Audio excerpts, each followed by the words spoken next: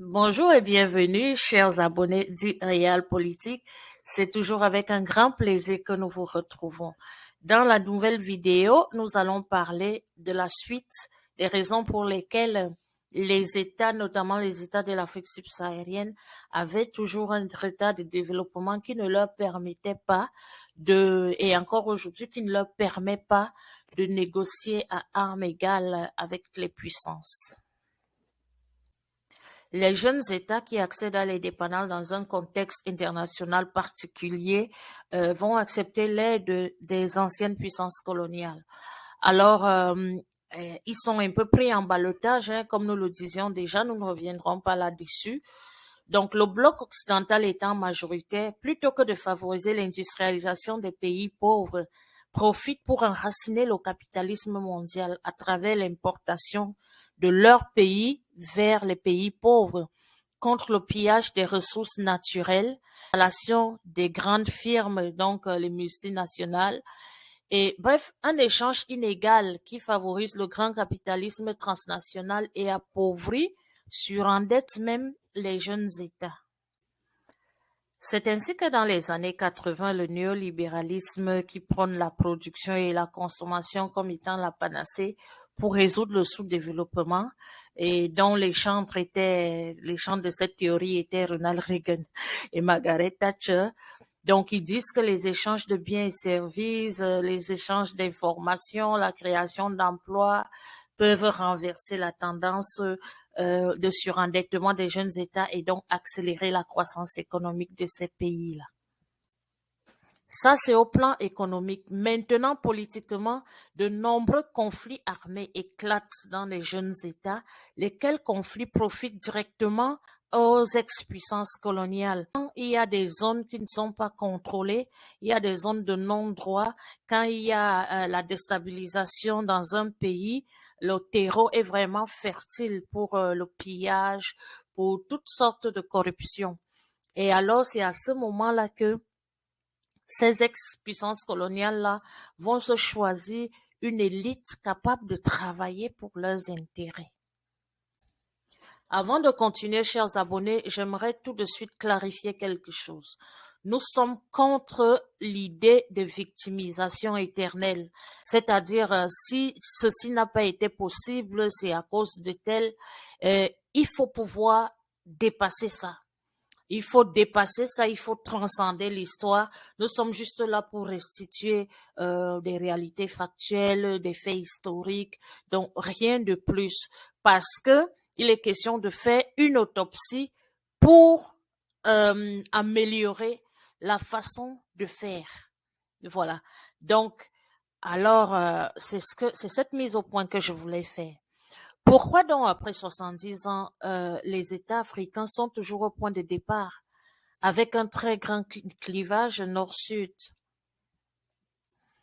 Nous allons évoquer quelques raisons qui font que l'Afrique a toujours un retard de développement et elle n'a pas vraiment une forte puissance de négociation.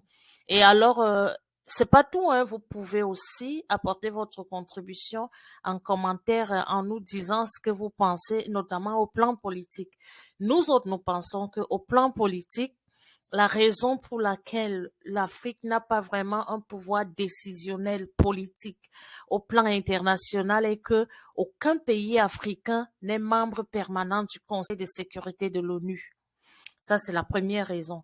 Ensuite, la deuxième raison, c'est que les organisations internationales régionales comme l'Union africaine, anciennement OUA, et sous-régionales comme la CEMAC, la CEDEAO, restent encore sous le contrôle d'intérêts occidentaux parce que l'argent, c'est le nerf de la guerre. Et donc, ces organisations internationales, régionales et sous-régionales, là, sont financées soit par l'Union européenne ou alors d'autres capitaux.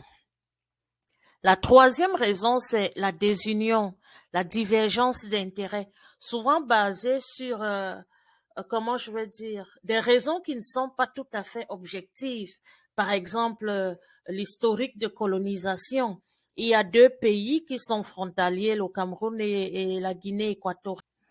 Ce phénomène n'est pas spécifique au Cameroun et à la Guinée équatoriale. Dans plusieurs régions de l'Afrique subsaharienne, il y a de part et d'autre des frontières, des groupes sociologiques qui ont été séparés par des frontières artificielles du fait de l'occupation d'une part ou de l'autre par une puissance colonisatrice. Donc, les populations de part et d'autre vont davantage s'identifier à la langue du colon plutôt qu'à ceux qui ont les réalités sociologiques qu'eux.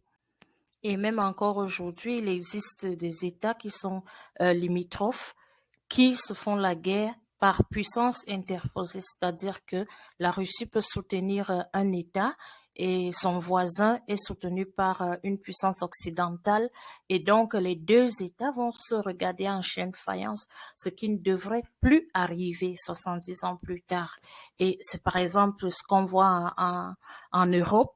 L'Union européenne fait quand même un bloc politique important, même si il y a certains États qui ne sont pas encore dans la zone euro. Il reste tout de même que cette union-là est une force politique dans le monde. Et donc, c'est ce que les États africains devraient minimalement faire pour constituer une force qui parle d'une seule voix lorsqu'il y a des grandes décisions à prendre sur le plan international. Nous continuerons à parler de tout cela dans une prochaine vidéo.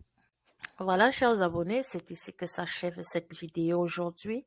Merci d'avoir écouté. Votre fidélité nous honore. N'oubliez pas de vous abonner, d'aimer la vidéo, surtout de la partager. Aussi, vous pouvez nous laisser ce que vous en pensez en commentaire, hein, parce que, comme je vous l'ai dit, nous sommes là pour réfléchir ensemble, pour trouver les solutions